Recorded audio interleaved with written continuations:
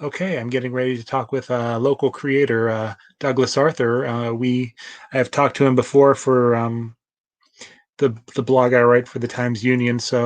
Uh, but he has a new group on Facebook that he just created. So I'm going to bring him in. We're going to talk a little bit about that, and then we'll see where the discussion goes from there. So let me just bring him in. Hey, Hey, there you are. You're back. I'm here. It's like magic. Yep. So introduce yourself. A little bit about yourself. Like this, I know we've talked about it before, but when did you get into comics? What was the book that got you into comics? Do you Um, remember? yeah. Actually, well, first I'm Douglas Arthur, like it says on the screen there.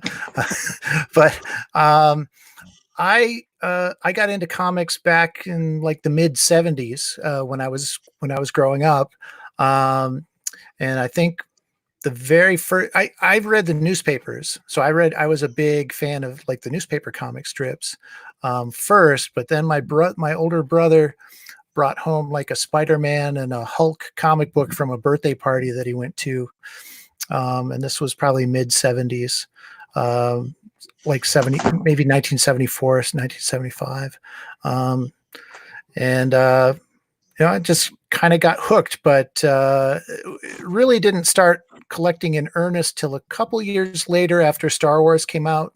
That same year, Marvel put out a Godzilla comic book.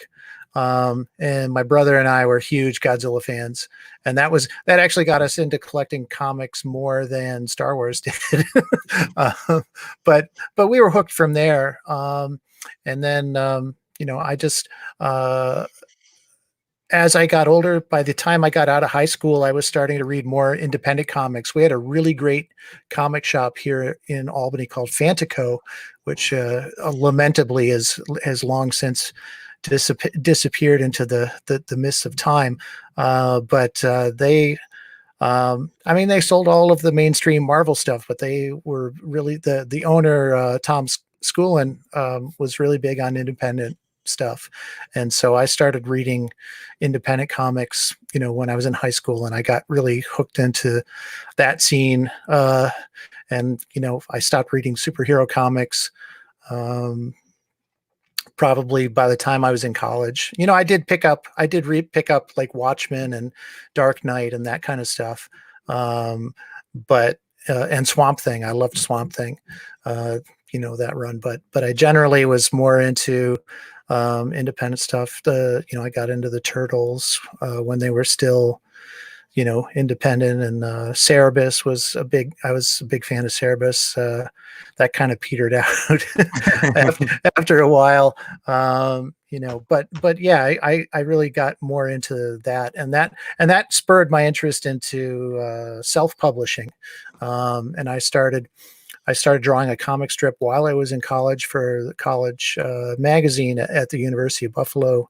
And after I graduated, I had an opportunity to continue the strip um, for a newspaper out there, and I started publishing my own books in 1995. So I've been kicking around doing this for a while. Well, you don't do just your own books. You're into music too. Am I correct? Yeah. That's a little more recent. I mean, I've always been interested in audio recording.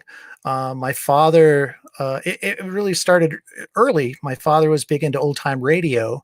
And we used to listen to that stuff all the time. He had a knack for finding AM stations that were playing, like The Shadow and X-1 and Bulldog Drummond and some of those other, you know, things that he was really into. And so my brother and I got a tape recorder for Christmas, and it was probably right around that same time, 1977, 1978. And we started making audio recordings of our comics. Um, so we would go through and we would do all the voices and the sound effects, and we were really into audio recording. Um, and so that kind of spurred an interest in that, that I kind of kept, it was kind of off to the side, but and I've always, I never really played an instrument, but I've always felt very kind of musical. And so maybe about Gee whiz. Actually, it's 10 years ago now. I put out my first album uh, of music. Thanks to, technology has kind of caught up where someone like myself who doesn't have a lot of formal training can actually put together music that, at least in my ears sounds halfway decent. I do it for myself more than more than anything else. But I'm able to put it out and stream it and put it out on different services, make CDs if I want to. Although nobody really seems to buy those anymore. See what? but I'm still a big proponent of physical media. So, which I think is kind of, part of comics. That's there's kind of a struggle right now. Is like, is comics going to go digital or is it going to stay physical? I think there's a lot more argument for physical comics. There's just something about holding a book in your hand. I don't see it going all digital, at least in the foreseeable future. I think eventually, maybe like 100 years from now, maybe. But that just means our paper ones will be worth more. Yeah, if they survive, sure.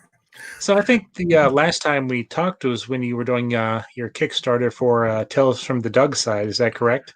Yeah. I think it was 2017. I think was the last time we chatted, and I would put out a couple of books that year, Pocket Full of Crime and The Dregs of Crime, which were kind of an experimental couple of books for me.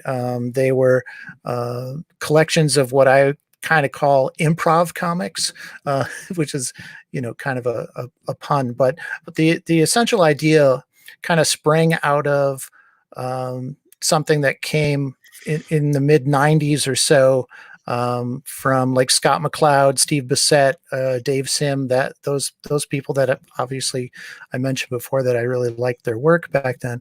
But they created something called the 24-hour comic book, which is essentially a challenge for creators to create a 24-page comic book in 24 hours. And it was kind of big there for a few years. I'm not sure if it's still, I'm sure people still do it, but you don't hear about it quite as much as you used to. But when I was still drawing my comic strip in Buffalo, I didn't have the time to do a 24-hour comic book, or the stamina probably. But I thought, well, I can take that and kind of take that concept and kind of meld it to my own need. And so I would do the 1 hour comic strip. So I'm like 24 pages in 24 hours. Well, I can do 1 page in 1 hour. Mm-hmm. So that was the challenge. Try to do 1 page in 1 hour. I honestly never fully succeeded. I think the fastest I ever finished a full page was 90 minutes. But I had a lot of fun with that. And so these improv comics kind of sprouted from that. A previous Kickstarter campaign I did for a book called We All Travel Time with my brother Rick, one of the rewards that we were giving out, a little perk, was these sketch cards. So I started doing sketch cards that were basically like 5 by 7 postcards, postcard size, just quick doodle sketches for every all of the backers, and and I would do little jokes on them and stuff. So I started getting feedback from people like, hey, these are pretty funny, you should do a book of them. And I kind of filed that away, and that idea became Pocket Full of Crime and Dregs of Crime. I actually did like 300 of these postcard size comics, and then I kind of whittled it down. I put like I think 110 of the best ones in each book. So I still have 70 or 80 comics that didn't quite make the grade, and looking at them, they shall remain unreleased, I think. But that's the thing with experimenting. Not everything's going to work. You always do more than you're going to need, and then you can pick out, the best ones. So that's kind of the last time we talked, I think. Yeah. Well, let's talk about your latest project. As we're both in New York, Sure. both quarantining, going on what? How long has it been? It's been I've been doing it since at least March, yeah, early March. mid March is when I finally left. I was working for the Department of Health. Well, I'm still work for the Department of Health for my day job, and but I was working in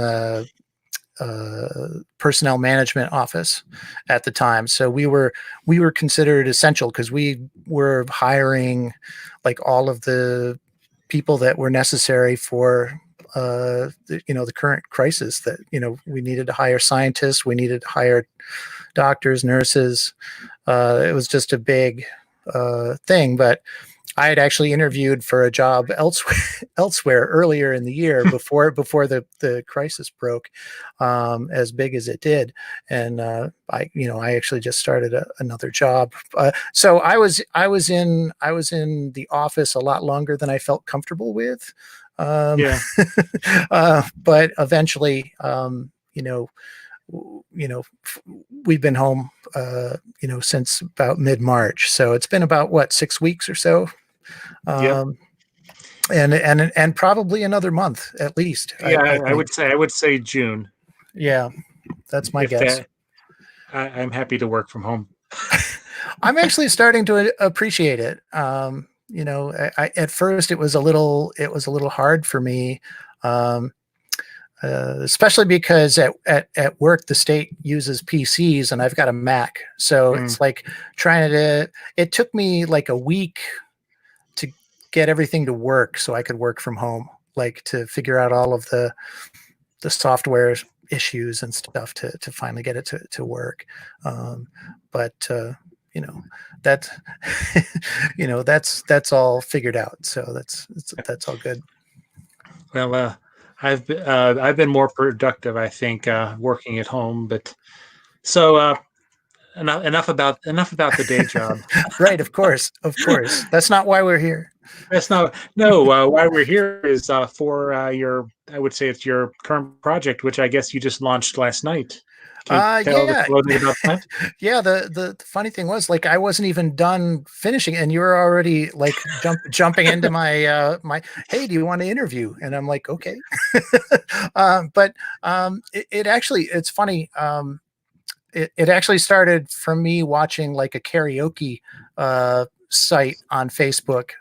My my my fiance's kids are really great singers, and they were on this karaoke site, and there were all these people that were live streaming themselves singing, and on their posts they would have these links to virtual tip jar, Mm-hmm. and I started thinking, I had an idea because a lot of comic conventions were getting canceled this year, and I'm like, well, what if there was some kind of a virtual Comic-Con or something? But I couldn't really figure out a way to make that work. But after seeing this karaoke thing, I started thinking, well, I know there's a lot of people that enjoy watching process videos from artists, live streams from artists working, showing tips and tricks and finished artwork and so on.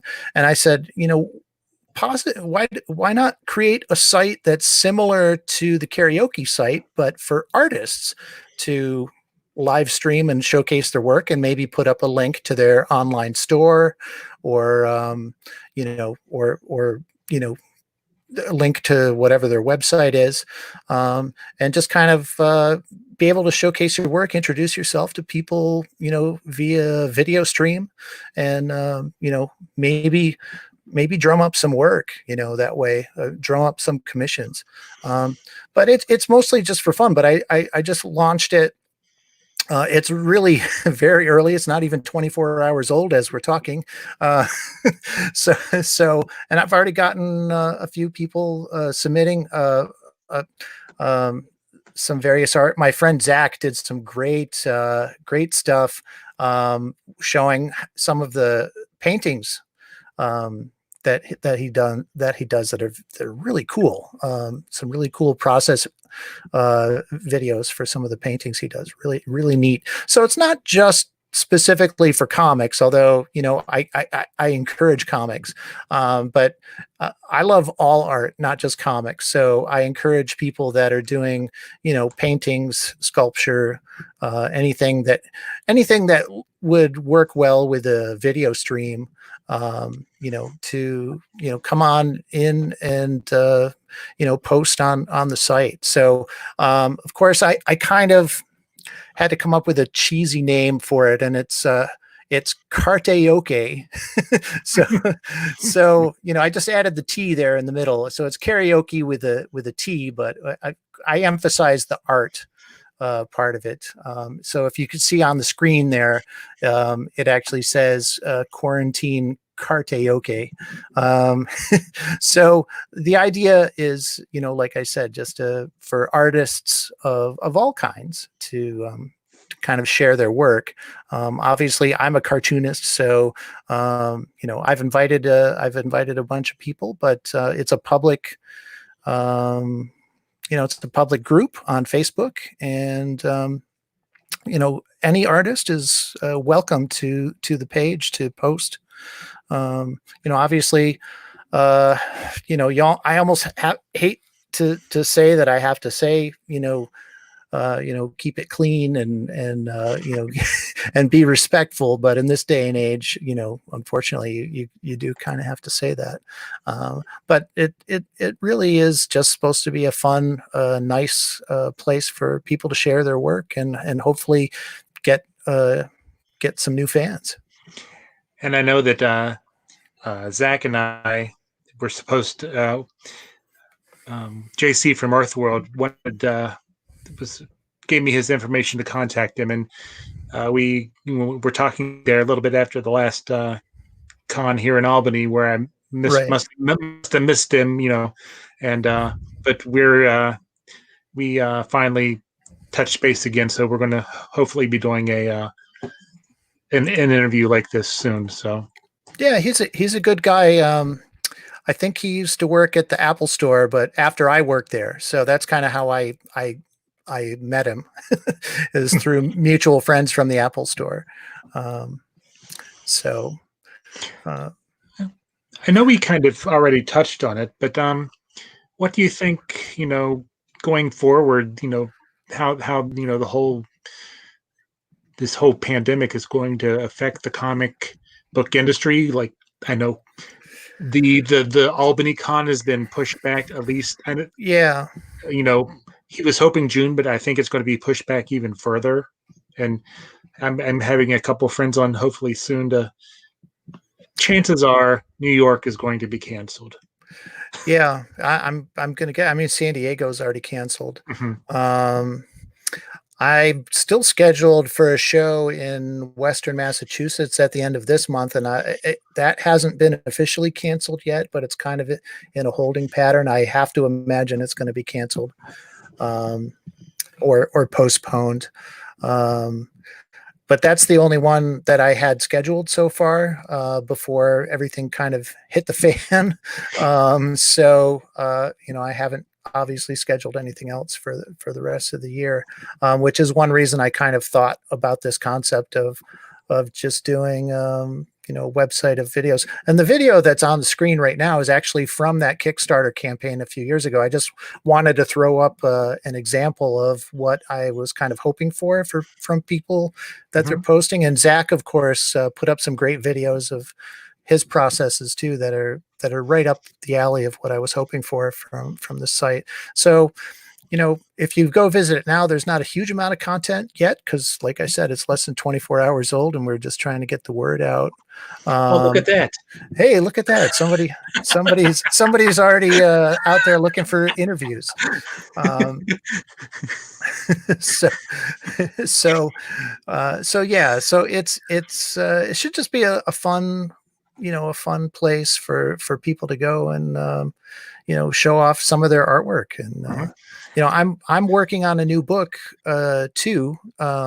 So that's kind of what I was kind of leading up to, previously.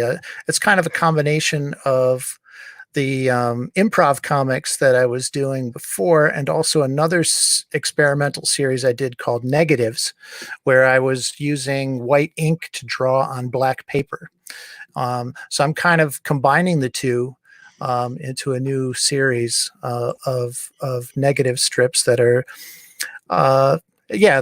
that's a close up. That I kind of use that as the cover photo of of the group, and that's something that I drew the other day. So I'm just working on doing a whole series of those. I've got 60 of them done so far. And the bulk of those have been done in the last 6 weeks. And Why? It's not like you had a lot of time. I know, it's crazy. So I'm hoping that I should have enough. Like I said, the books usually run about 110 pages or so. So I'm maybe not quite halfway, because I like to have a little extra, like I mentioned, in case some of them don't really work very well or don't turn out as well as I hope. But it's kind of fun, you kind of fly in blind with these, and you never know how they're going to turn out. And sometimes they turn out really cool, and sometimes they just don't. Yeah. Now, are you planning on Kickstarter for this book, or? Yeah, I think I will. I think I will. And I'm hoping for like a fall release. So by the end of the summer, if I keep up the pace that I'm at now, I should have enough strips. Probably, let's see, it's May 1st now. I'll probably have enough strips by like July. By the end of next month, I would think. And then it's a matter of scanning everything, laying the book out, uploading the files to my, I used CreateSpace, but they've now turned into, I don't know, what is it, Amazon Print Media on Demand, or they've split it into two things, because they used to be able to do with CreateSpace. I used to be able to do the CDs for my music and the comics all through one website, but now they've kind of split it into two websites. So the music is a separate website from the books. Oh, you know what it is? It's called, the print one is like Kindle Amazon. It's like Kindle Print on Demand, or Kindle, and the other one's Amazon Media on Demand or something. I don't know it very well. I haven't been on there in a couple of years, obviously, because I haven't put a new book out since The Dregs of Crime in the fall of 2017. So it's been a weird couple of years, the last couple of years. I lost my father last year after a long illness. So I wasn't really feeling very comic cartoony for a while. But I'm kind of glad to be back into the swing of things this year. So last question, then I'll let you go. Sure. Have you been reading anything during your time in quarantine? Like, have you gone back and picked up something that you haven't read in a long time, comic wise, or are you reading anything trying to catch up? Well, it's mostly catching up. I have a stack of books. I've been mostly catching up on movies, honestly, but I do have a stack of books I'm working on. I'm in the middle of about 3 books. I'm working on a Doonesbury collection right now. I love Doonesbury. Was one of the early, newspaper strips that I read. I got tired of Broomhilda after a while, and I was, I would look through the newspaper as a 6-7-year-old. I'm like looking for any other comic strips aside from the comic section, and I discovered the editorial page, which had the editorial cartoons, and Doonesbury, which seemed a little out of place on the editorial page. But as I got older, I understood why it was there. But at that age, I didn't really get it. But always been a big fan of Doonesbury. And so I'm kind of catching up with that. I'm also working through a really, really cool book called now I'm trying to remember the title of it. It's called I Love Monsters or something like that. It's a really cool book. It's all illustrated in ballpoint pen. It's a really cool book. My favorite thing is Monsters. I think that's the name of it. Yeah. I'm like shuffling back and forth between books depending on how I feel. Yeah. So I'm doing that. I'm reading that, and that's been a lot of fun. And I also recently reread Persepolis, which is a really great book as well. If you haven't read that, that's a really cool book. So so that's what I'm up to, and I'm reading other things too, but they're not comics. So all right. Well, I wanted to thank you for taking the time this evening to chat with us, and absolutely. and if you want to send me any link for me to include in the notes with this, just do that, and when it goes up, I'll be sure to let you know, and I'll let you post it in your group. Well, it's okay if you do that. I don't need to take all the credit. But yeah, I appreciate that. I appreciate you taking the time to, it seemed like the idea must have resonated with you when you saw it, because I don't think you would have jumped on it right away like you did. I mean, I was literally had just set the page up in Facebook and was sending out invitations to, some of my artist friends that I thought might be interested. And I had invited you. Just because my screen time for last week was clocked in at 6 years. Okay. Yeah, that sounds about right. I think my daily screen time on my iPhone is like doubled, which is sad. So I'm more than happy to do this. This is much more fun. Yeah. So, but I really appreciate it. Thank you very much. Yep. Not a problem. Anytime you have anything you want to talk about, then you know how to get a hold of me. So I'll say, stay safe, stay healthy. Sure. Social Likewise. distance. I think with Cuomo at the wheel, I don't always agree with the guy, but I think he's doing a good job. Yeah. It's funny. My fiance is always saying that. She's like, "Oh, my boyfriend's on TV again." I'm like, what? So the press conferences are daily occurrence. Must see TV here in this house. Yeah, it's funny. Like because she'll basically, I don't even really have to watch them because she'll be like live tweeting all the information that comes to me, like, today she was like, "Oh, schools are closed for the rest of the year."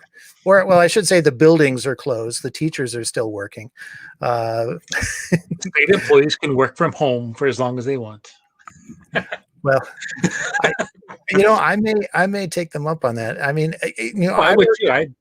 I work in the tower, so the only way to get to my office is to go up those cramped elevators, and it's like I don't want to do that. I mean, it's such a small space, It's a small, our office is a small space too, and our cubicles are, if there's one on either side of the aisle, then there's enough space, but there's also, one's right next to each other, and it's like, I don't try. And I like the people I work with, but I don't know if I trust them. Well, it's not, I mean, it's not even that. It's like you can have this virus and not even know that you have it. And that's one of the things that's really deadly and diabolical about it is you can have Well, it and not even know it and spread it to other people. yeah, my mother lives in West Virginia, and I guess they're opening up on Monday, and there's been many times where I've had to ask her why she's out at the store, why she's not wearing her mask. Yep, yep. Uh, and I would consider her to be in, the the population percent of the population that are, more vulnerable. So, Right, right. So but you can only do so much. exactly, exactly. All right. Well, you take care of yourself. Thank you Yeah, again. you too. And I'll let you know when this is up. And again, stay in touch. Sounds great. We'll talk to you soon, Chad. All right, Thanks. later. Bye. Bye.